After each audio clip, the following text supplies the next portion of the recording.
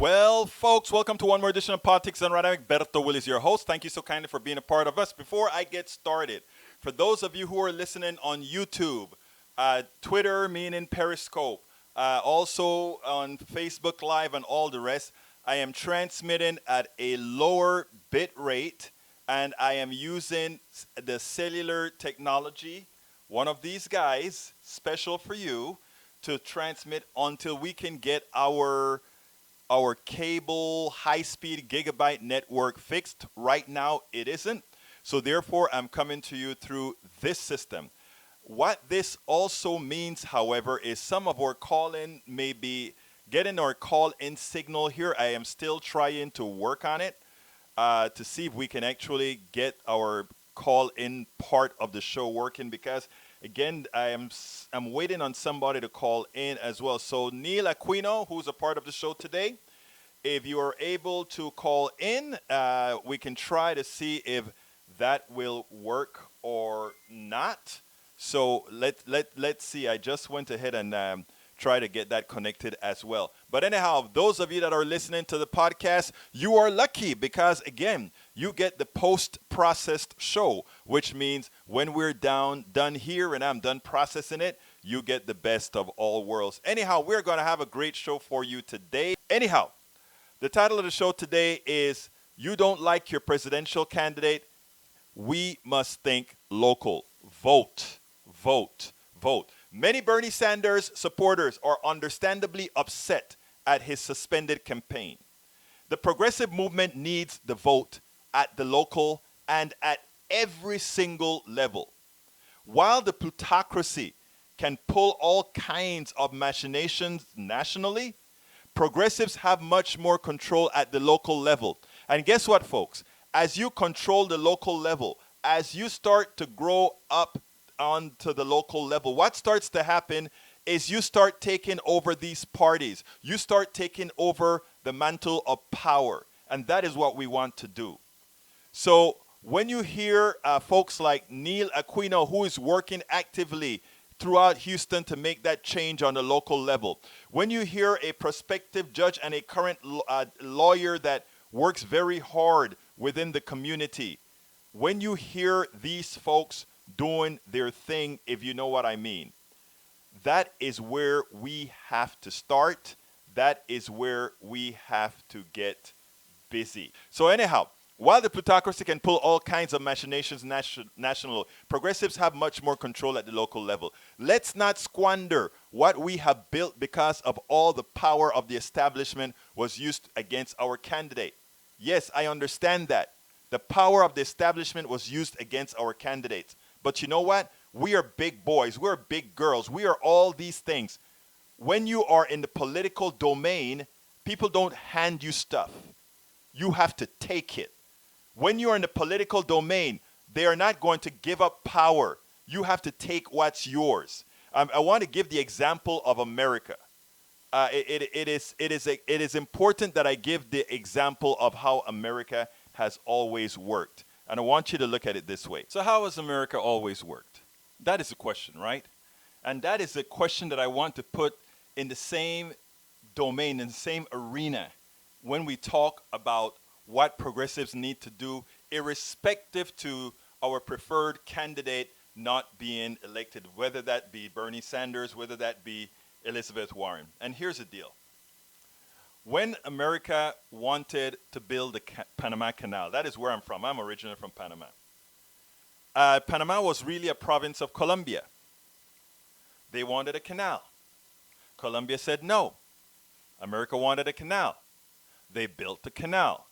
They created the conditions necessary for Panamanians, of the people of the province of Panama, to vacate themselves from Colombia. And in doing so, I recognized the country without shooting a bullet and saying, okay, we recognize you. Can we build a canal? And you get a canal treaty signed. When somebody tells America no, and if America thinks they're right or not, but let's go with the part they think they're right, they go and take what's theirs. It's that simple. Now, progressives believe they are right. Progressives, based on math, know that we are right. But what happens too often is because of the way we work, the way we do things, we generally say, okay, we accept it. Let's be nice. It's okay. That modal has got to change. We have got to be in spirit ready to say, when we know we're doing what's right, we continue to fight. I mean, we're not talking about violent fights here. We're talking about principled fight, and we're talking about skinning a cat with a different. Oh, well, that's not a nice thing to say. Sorry, cat lovers. That's not what I really meant to say. What it really means to say there is when things don't work the way you think they should, the way you know they should, you find another way through the avenue. So, the candidate of choice for the Democrats right now, for various other reasons, for all of those who've listened to my shows day in and day out, you know all the reasons why we don't have a progressive representing the Democratic ticket, even as much as most of the people who voted for the ultimate winner believed in the policies that the two progressives we had running wanted, were about to put on us. But you see, again, we have not yet done our job, and that is spining up the Democratic Party, meaning that not I'm not talking about the establishment of the Democratic Party, the leadership. I'm talking about the rank and file. We cannot let these things like only this person can win be successful. We cannot allow those kinds of narratives to metastasize into the psyche of the people, because that is what has happened. That is what has happened. We have allowed people to fool us into believing, oh, that person can't win, or oh, we have to stay away from that person. It was amazing back in 2000 when Clinton was president and Gore was running for the presidency. Gore said, you know what, I'm going to keep my distance from Clinton. You know, Clinton had Lewinsky, Clinton had all these things, and he kept his distance. What he forgot to notice is people at that point in time loved Clinton. You know, a lot of folks don't understand. A lot of people like the bad boy. You know, that's just how it is.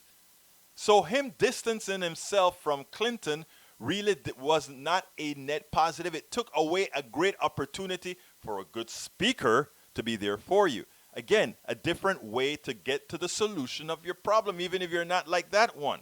And that is what we have to learn. Progressives have to learn. Did we fight hard enough for what we believed in? Those bona fide Sanders supporters and Warren supporters, they were many times insular to the candidate, which is a good thing. But the missing part, right?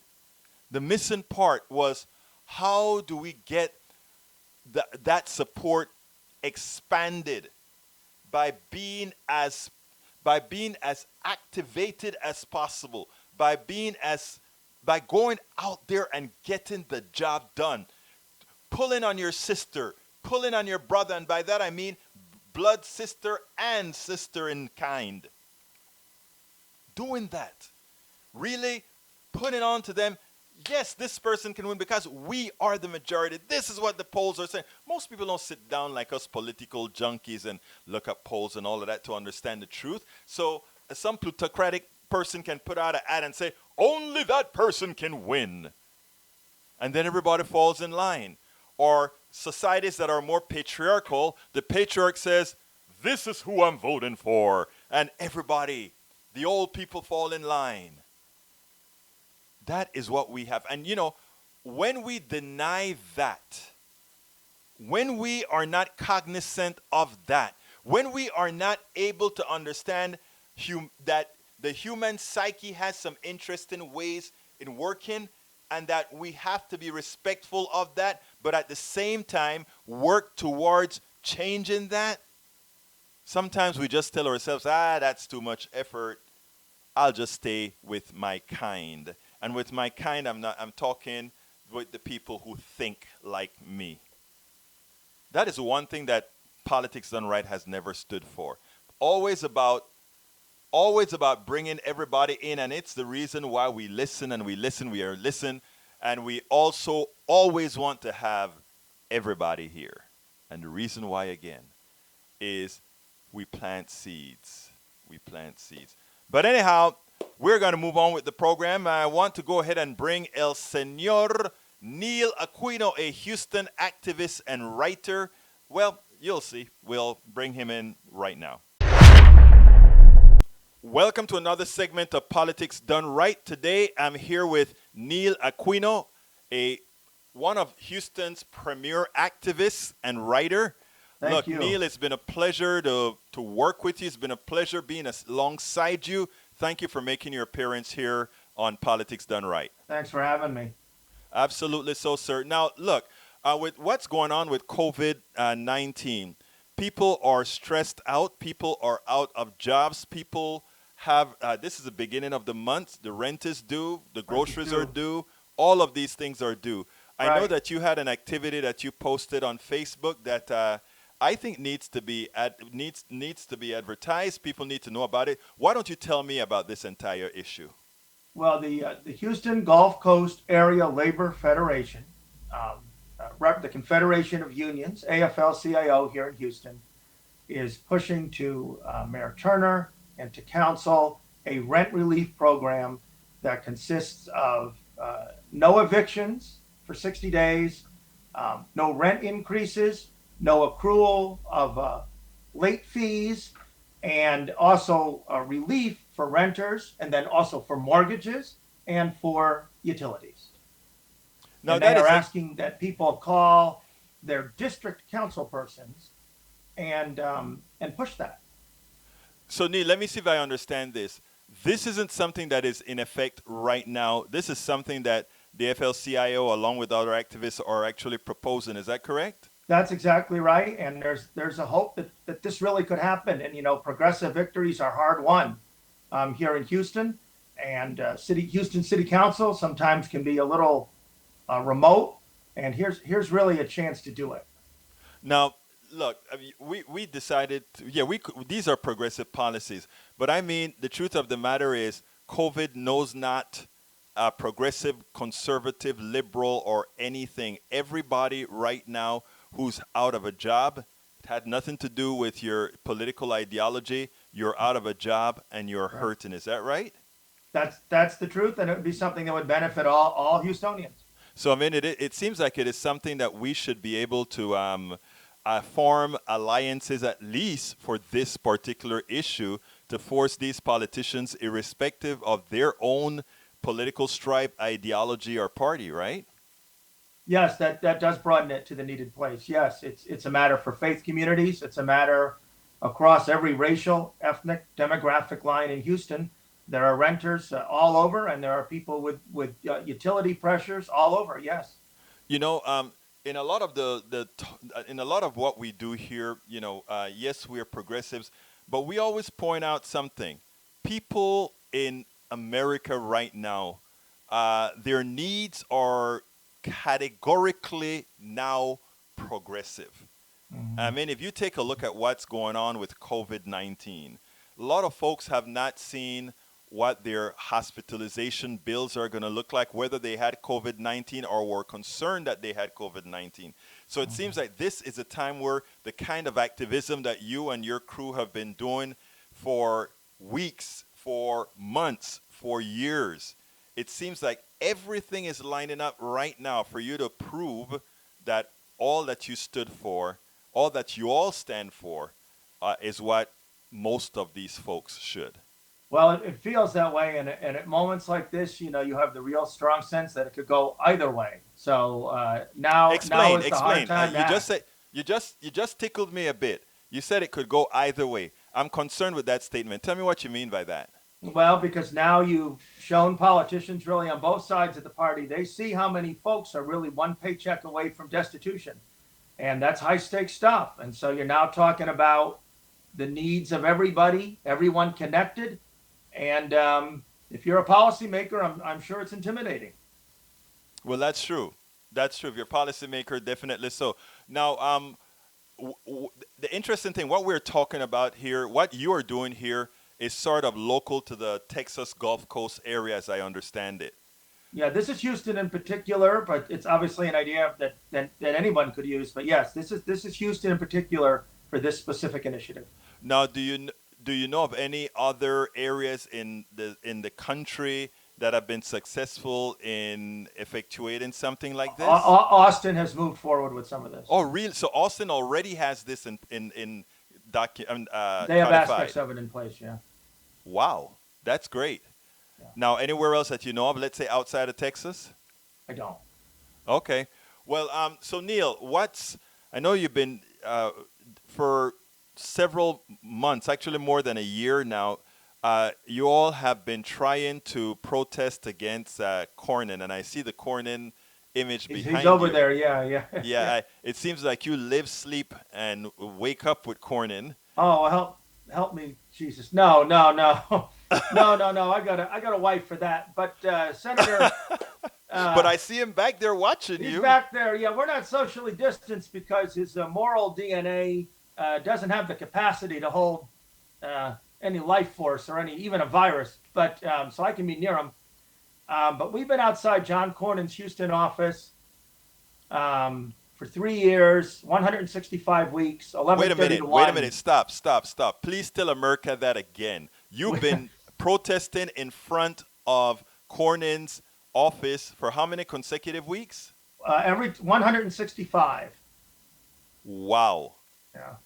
Every Wow. Tuesday, 11:30 to 1, 5300 Memorial Drive, and we have been out there during the quarantine, socially distanced, 7 and 8 feet apart. Last week we had masks, and we have because politics isn't ending, and our First Amendment rights don't end. So are you telling me that even with the COVID epidemic that you guys you go out there, but you practice social distancing? Yeah. The last 3 weeks we've been socially distanced. Last week we had masks in accordance with the request from the mayor and the county judge. Yeah. That is what I call true activism, and not only true activism, but necessary activism. Let me tell you, they've got to know on both sides of the aisle that we will show up for ourselves. They have to know, and that gets back to the number of people one paycheck away. This is high stakes stuff, and we're either going to move forward or we're going to move back, where we're probably not going to stay in the same place. We don't intend to move backwards, sir. I mean, we definitely don't intend to move No, we backward, don't want and that. that's why we have you out there, and that's why you have your crew out there. That is why in the case of Harris County, we've gotten pretty darn progressive with the intent of being completely progressives in the next cycle. Well, we're getting there, and also a couple weeks ago with the Never Again folks who have done protests across the country, there was at the 419 Emancipation Baby Jail a car protest where people went around in their automobiles, socially distanced, honking, and we had about 30 cars. I don't know how many people that added up to. I was not the organizer of that, but um, protest has continued. First Amendment activities have continued during this, just as they did during wartime, and just as they have to. Well, We Neil, have to physically show up. They have to know we'll physically show up. let me tell you, Neil, I've always been impressed with the work that you do, the work that you and your posse does, because I think it is important work. And, where guys like me write about it, talk about it, or whatever, you guys are out there in the field. So I have nothing but praise and thank yous Well, for your the support work and that you air guys cover do. for all of it is great. It is great work that you're doing out there. Anything you want to say before we close this? Yeah, I just want to stick with that labor campaign. If you go to the Facebook page of the Texas Gulf Coast Labor Federation, there are the phone numbers for your district council persons. You're right to say that it's not solely a progressive policy issue. There are 8 Democrats and 3 Republicans as district council persons in Houston. We want the 3 Republicans. Everyone's suffering. I saw an Associated Press story where a third of renters were not able to pay their April rent. That's nationally.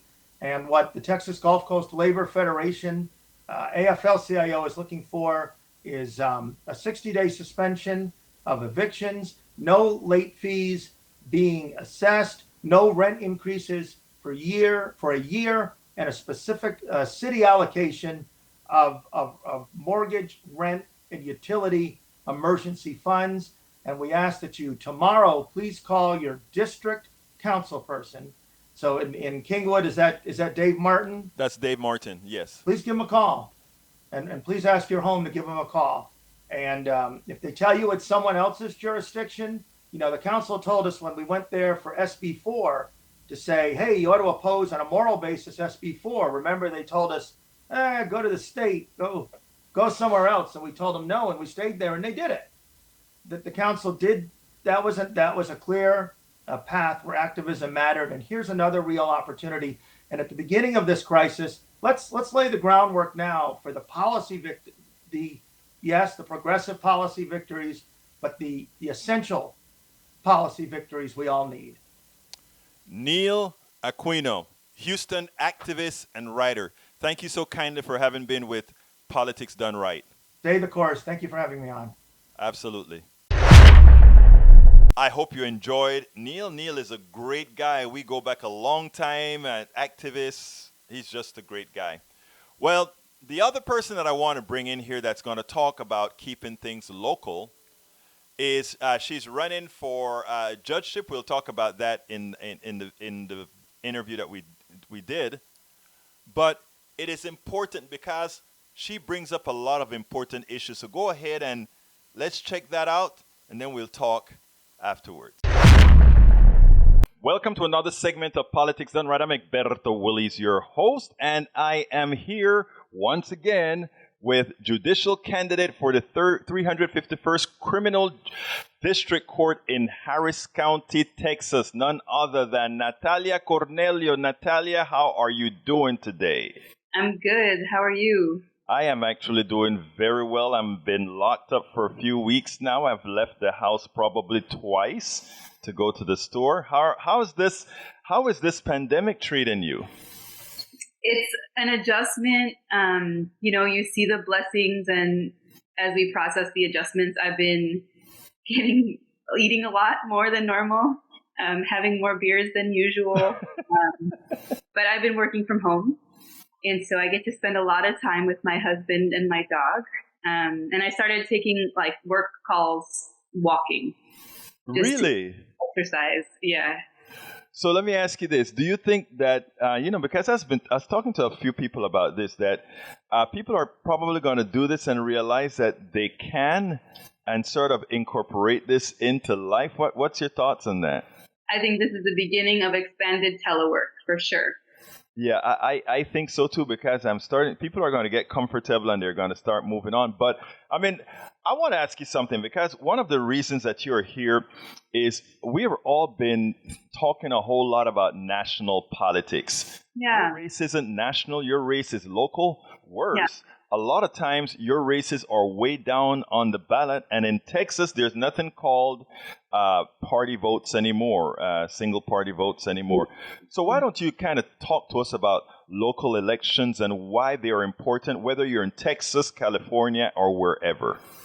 Yeah, I mean, I think I'm glad that you raised this issue. I've been thinking a lot about it. I know that for Democrats, I'm a Democratic candidate. Now we have one presidential candidate, and last night the last candidate dropped out, which was Bernie Sanders.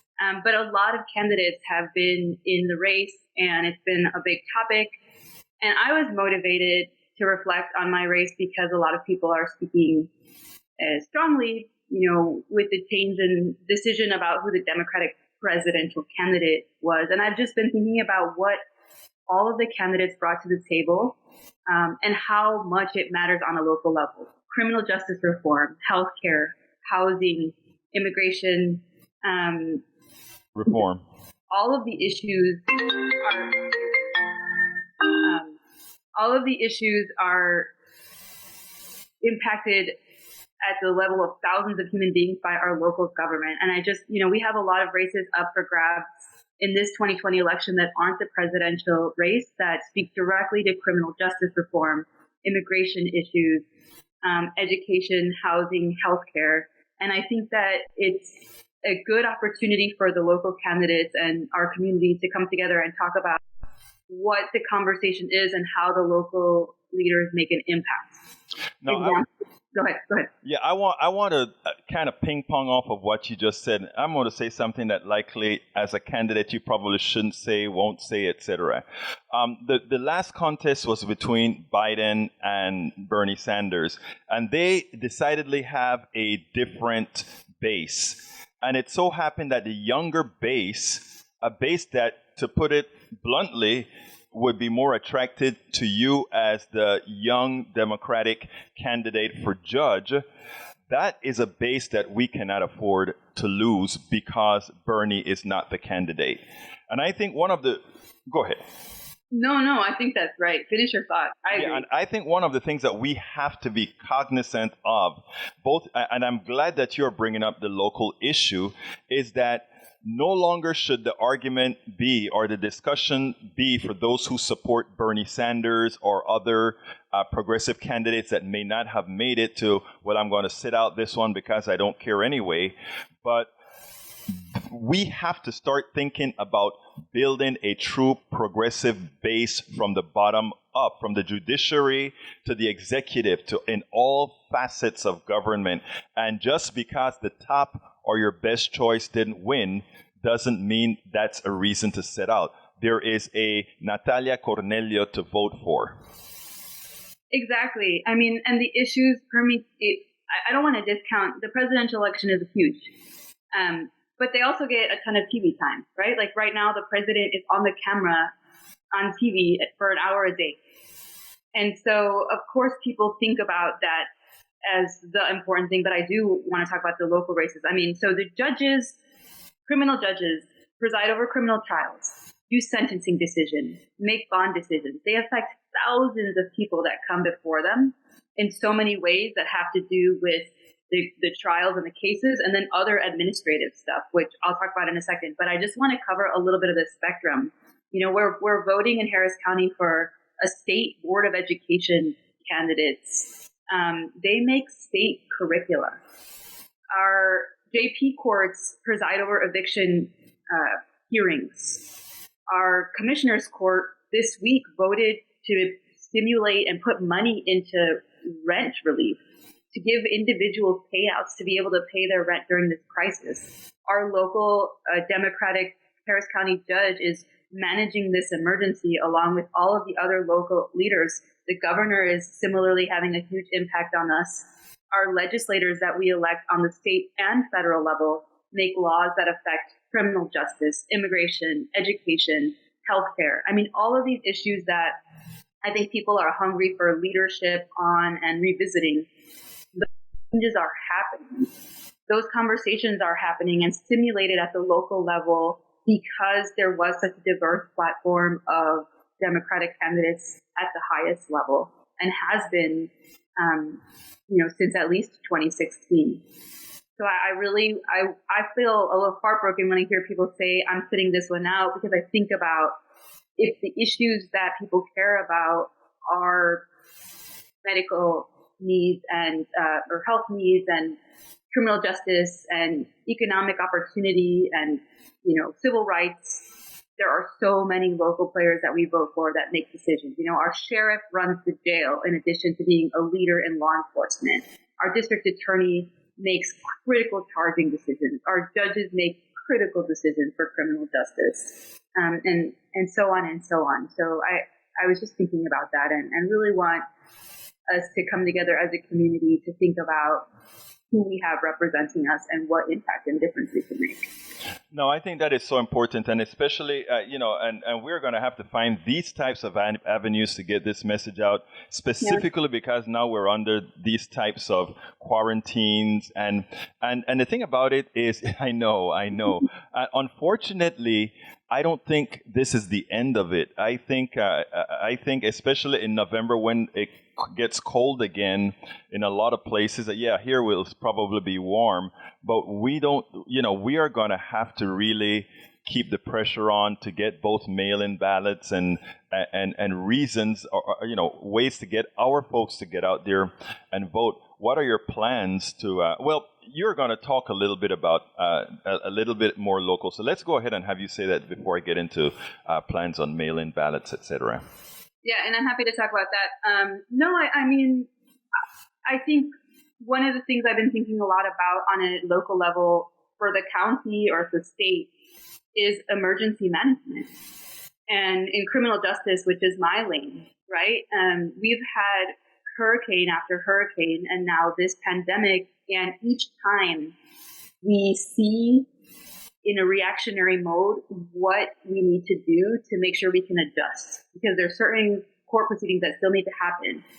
Attorneys need to visit with their clients, or clients need to be advised of certain things. And one of the things that came up in this context is a lack of technology for a remote hearing to be made as readily as available as it needs to be to respond, frankly, to the public health issues that are present. So I think our leaders now and forever need to fight for infrastructure and technology that will allow us to respond to these crises that hit us, that we know hit us, and that we know are going to come in some way, shape, or form that will require us to make adjustments. And instead of stopping and being like, oh my God, what do we do?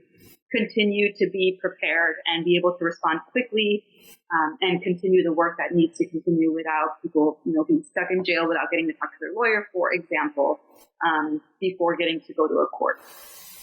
No, I think that is so important, both remote access, et cetera. And, we don't have a lot of people coming out and just talking to the community in that regards, letting them know what's the reason. People see a whole, myself in the past would see a whole list of judges and and don't quite understand the effect that has on my life in the long run. And I think a lot of people are going to start seeing this now, not necessarily only in your courts, but in the civil courts where because of COVID-19, we have rents that are going to be due, evictions that are going to come due, health care issues that are going to arise from those people who wouldn't have otherwise got sick but end up with a $30,000 bill, and their wages being garnished by the corporatocracy, and criminality emerging from that, which then goes into your court.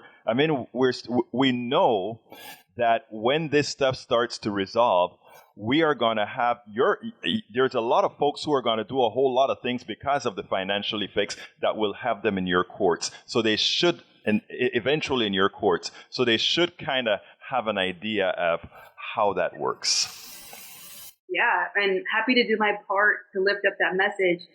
I don't have a platform like President Trump to get to talk to everybody on TV every day, or even Governor Cuomo, but I think, figuring out how we can do that and get engaged folks more, especially, making the most of technology and recognizing that not everyone has technology. All of those pieces come into play. I am glad that you said that, because that's something that we have to work on. You just said not everybody has technology. And a lot of the people who will need you the most likely don't have a gigabit network, likely doesn't have a whole lot of computer, may have a cell phone here or there.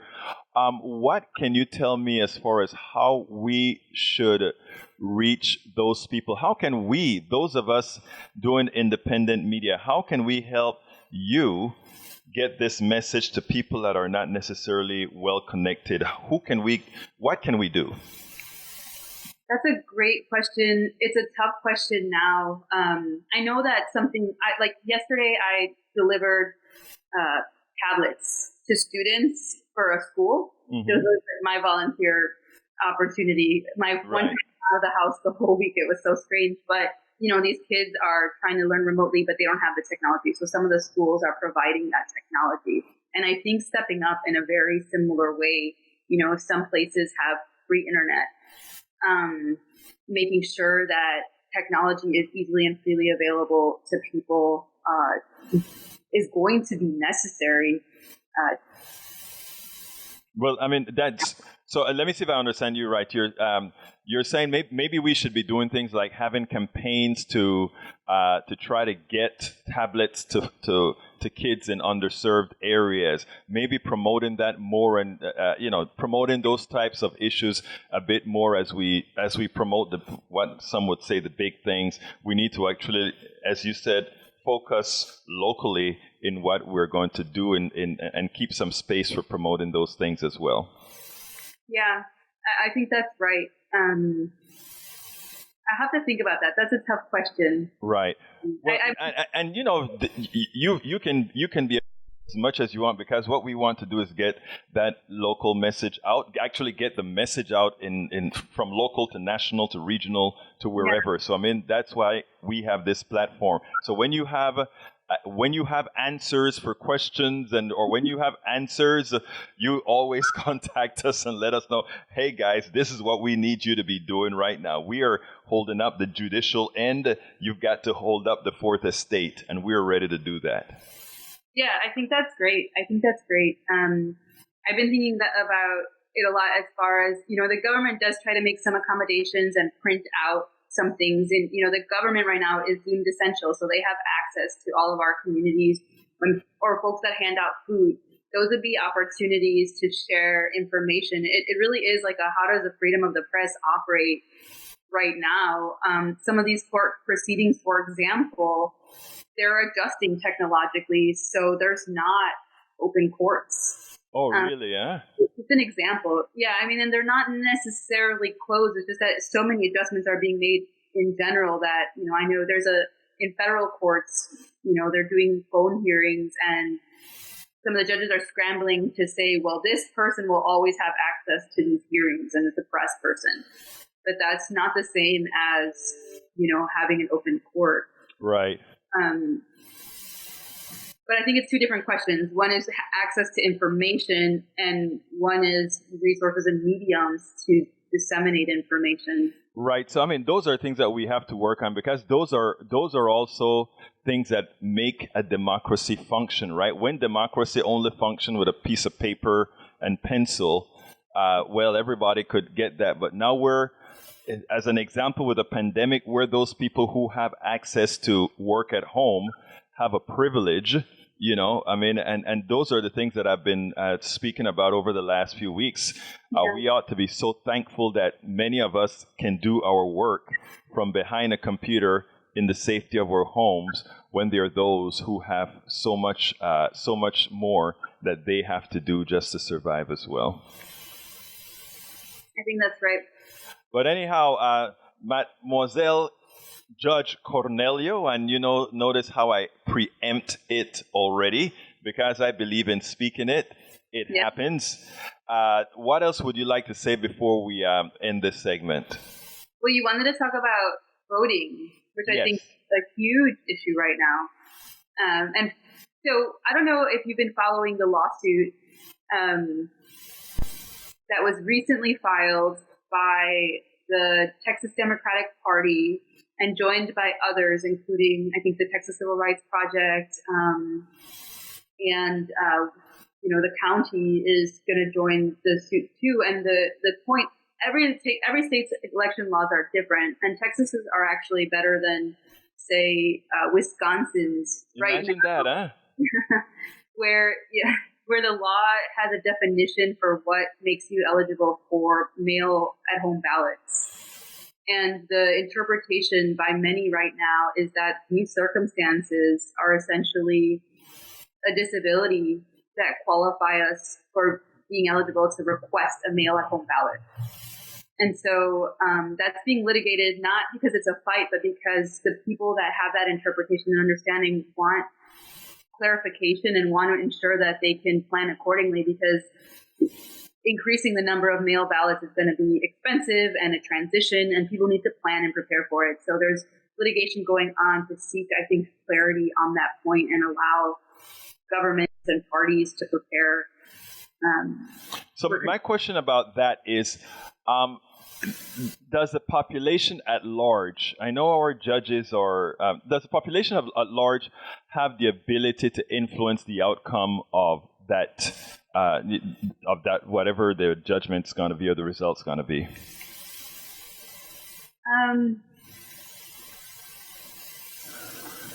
I'm a lawyer, so that's a hard question for me. But you see what I'm saying? In other words, I know that theoretically speaking, it is hard to think that the judiciary would be influenced by popular beliefs other than by constitutional guidance? That's Right. my question. Well, I think the better question, and I'm going to do this as a judicial candidate, is it's not so much the judiciary being influenced as the arguments made by the party. Judges certainly notice when the parties agree to something. So, for example, if the state agrees that, or the Secretary of State agrees that this is the way that it should be, then the litigation is not adversarial, and the question posed to the judge is going to be different than two parties fighting it out and the judge having to make findings of fact and conclusions of law based on makes a lot of sense. Positions. So I think at a minimum, advocacy can be aimed at the folks involved in the lawsuit so that our voices are heard insofar as building the arguments themselves and whether the two sides are in agreement or not. And tell me if I'm understanding you this in simple terms. In other words, we need to be working with the plaintiffs and the defendants itself to try to get them as close as possible when they confront the judge. Am I getting that clear at all, or similarly, or? Yeah, I mean, sort of. In this case, because the defendant is, state actors, we can let them know what we think. Right. Or the plaintiffs, to the extent that they represent any one of us in the community, we votes. Can let them know that we agree with them or offer to help. A lot of different plaintiffs' attorneys have joined the lawsuit on behalf of different communities. So I think exactly. Sorry, oh, that's okay. You're a lawyer. You're. Now that I'm working from home, everything goes through my computer. Well, you know what? That's new technology, and that's how it runs. Every now and then that happens. There are times that I'm on air, and a Skype call would come in that shouldn't have come in. So it happens. Yeah. Anyhow, Miss Cornelio, give me a closer. The closer is I really am excited to be, so we didn't talk about this. I'm really excited to be the Democratic nominee for the 351st. We haven't talked since the primary. It's been a strange time since then. But, seeing that we have one presidential candidate and the conversations happening around this emergency period, I'm excited to get folks excited about local elections. All of these positions that we're going to vote for in 2020 impact thousands and hundreds of thousands of lives. And so I just want everyone to know your voice can be heard. Talk to us, the local candidates, ask us questions, tell us your stories so that who we are and how we represent you is reflective of the experiences that you're having. And if you feel a loss because of the president's candidate, reach out to us and make sure that your needs on the issues are being heard by us, because it's a collective effort. I had a professor in college who used to say, think global, act local. And I still think about that. And it's the same. I mean, act local. Like, we are here to serve you and excited to serve you. So just remember that you have power and your voice matters, even if your favorite Democratic nominee didn't. Don't agonize, organize. That's what I heard from one of our famous politicians. But anyhow, Natalia Cornelio, judicial candidate for the 351st Criminal District Court in Harris County. And folks, don't forget, Texas is not, you hit one button and you get all the votes in. You have to specifically go and vote for the person in Texas. So remember, the judicial candidates are always a whole bunch at the end of the ballot. You got to go ahead and vote the whole ballot. So we're so cool. Exactly. Natalia Cornelio, thank you very much for the interview. And remember, you have a platform here. So, whenever you have stuff that you have to go out there and let folks know about, that's what we're here for. Thank you so much. It's been so good to get to talk to someone. Have a great day, and we'll talk to you later. Talk soon. I hope you enjoyed listening to Natalia Cornelio. Natalia is a wonderful person. She's going to make a great judge. Offline, we were talking about the things that she wanted to get done, right? And it was a lot of it was out of scope of the particular interview. But after listening to her for a while, I looked at her and I said, wow, you are really going to make a really good judge. Actually, no, you're going to make a great judge. And the reason why, the most important thing about Natalia Cornelio is that thing called empathy. She was talking about different laws that were passed in the county, in the city. And then immediately she was able, the law sounds great on the outside, and immediately she broke it down and she said, but Egberto, look at how this law will get implemented and who is going to be affected. And the way she interpreted that for me was immediately, wow, you are going to make a great judge. Because you're not only going to look at things superficially, you're going to look at the intricacies of how your judgments affect not only the people directly, but those people indirectly. You know, before I leave, I want to leave a piece that, an interview that Nancy Pelosi did with Rachel Maddow. I think I played it a couple of days ago, but I want to do it here again because I think her message, it's a short message. She sort of threw shade at Donald Trump, but her message, I think, was prescient, and I don't think playing it one time or two times is enough. So what I want to do is end the show with her statements, and then we'll take it on the other side. What do you say to the American people tonight who may be concerned about the prospects for the November election, who may see the crisis that we're in and the kinds of decisions that are being made, the kind of political maneuvering that's happening around this election, for example, tomorrow in Wisconsin, people who are worried that maybe we won't have a presidential election or that we won't have one that has a actual meaningful test of the American public's preferences as to who we want? Well, I first say that I'm so proud of all of our presidential candidates because they all understood that elections are about the future.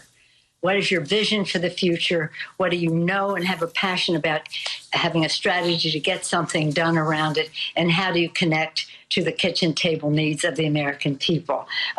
They all were wonderful in that respect. As we go forward, I get back to what I said before. We don't agonize, we organize. We must make sure that people get to the polls and vote. And there's time for us. Hopefully this virus will be beyond us then, but even if not, then we organize in the reality that we're in. But I just have to say to them to know their power. They have the ability to make the difference for the future. The stakes could never be higher. All you have to do is look at one press conference, and you see them every day, and the press insists on showing them every day.